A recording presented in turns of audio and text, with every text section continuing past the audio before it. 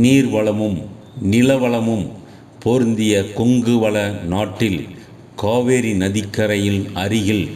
நாமக்கல் மாவட்டம் பரமத்தி வேலூர் எனும் திருநகரில் திருவள்ளுவர் சாலையில் அமைந்துள்ள எங்களுடைய முன்னோர்களால் உருவாக்கப்பட்ட எங்களுடைய குலதெய்வ ஆலய கோவில் வீடான ஸ்ரீ அன்ன காமாட்சி அம்மன் மற்றும் பரிவார தெய்வங்களாகிய ஸ்ரீ விநாயகர், ஸ்ரீ அன்ன காமாட்சி அம்மன், ஸ்ரீ ஏகாம்பரேஸ்வரர், ஸ்ரீ தங்காயி, ஸ்ரீ பாலமுருகன், ஸ்ரீ நைனாமலை வரதராஜ பெருமாள், ஸ்ரீ காத்தவராயன், ஸ்ரீ சப்த கன்னிமார்கள், ஸ்ரீ மாசி பெரியசாமி, ஸ்ரீ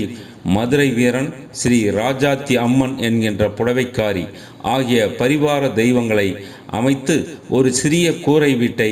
1888ஆம் ஆண்டு முன்னோர்கள் உருவாக்கி பூஜை வழிபாடுகள் செய்து வந்தனர். பின்பு பச்சை பூஜை 1972ஆம் ஆண்டு முப்பூஜை ஆகிய விழாக்கள் நடத்தப்பட்டு வந்தது. மீண்டும் 1982ஆம் ஆண்டு ஓட்டு வீடாக மாற்றி அமைத்து பூஜை வழிபாடுகள் நடத்தப்பட்டு வந்தது. பின்பு நீண்ட இடைவெளிக்கு பின் தார்சு கட்டடமாக மாற்றி கும்பாபிஷேக விழா நடத்தப்பட்டு மண்டல பூஜைகளையும் நடத்தப்பட்டு வந்தது. மேலும் நீண்ட இடைவெளிக்கு பின், அதாவது 2025ஆம் ஆண்டு ஆடி மாதம் 31ஆம் தேதி சனிக்கிழமை காவேரி ஆற்றுக்கு சென்று கரகம் பாலித்து புதிதாக சாமியாடிகள் நியமனம் செய்யப்பட்டது. அதாவது காமாட்சி கரகம் எடுத்தல் வேலூர் கோபி அவர்கள், தங்காயி கரகம் எடுத்தல் வேலூர் இளங்கோவன் அவர்கள், மாசி பெரியசாமி சாமியாடியாக ஈரோடு பாலு அவர்கள், வரதராஜ பெருமாள் சாமியாடியாக வேலூர் திவாகர் அவர்கள், காத்தவராயன் சாமியாடியாக வேலூர் பேட்டைமணி அவர்கள், மதுரை வீரன் சாமியாடியாக பாண்டமங்கலம் சுந்தரராஜ் அவர்கள், புடவைக்காரி அம்மன் சாமியாடியாக வேலூர் நிதிஷ் அவர்கள், முருகன் காவடி சாமியாடியாக கண்ணன் சதீஷ் அவர்கள், கன்னிமார் தெய்வங்களை ஒருமனதாக நியமனம் செய்து வெகு விமர்சனையாகவும் சிறப்பாகவும் ஆடி மாதம் 31ஆம் தேதி மற்றும் ஆவணி மாதம் 1ஆம் தேதியும், அதாவது 16-17-8-2025ஆம் தேதி சனிக்கிழமை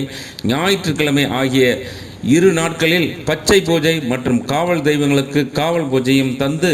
இந்த பச்சை பூஜை திருவிழாவை அனைத்து பங்காளிகளும் ஆதரவுடனும்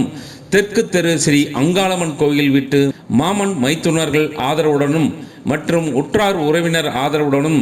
பொதுமக்கள் ஆதரவுடனும் வெகு விமர்சனையாகவும் சிறப்பாகவும் நடத்தப்பட்டது. இந்த பச்சை பூஜை திருவிழா ஆரம்பம் முதல் திருவிழா முடியும் வரை எங்களுக்கு இருந்து முழு ஆதரவும் ஒத்துழைப்பும் கொடுத்த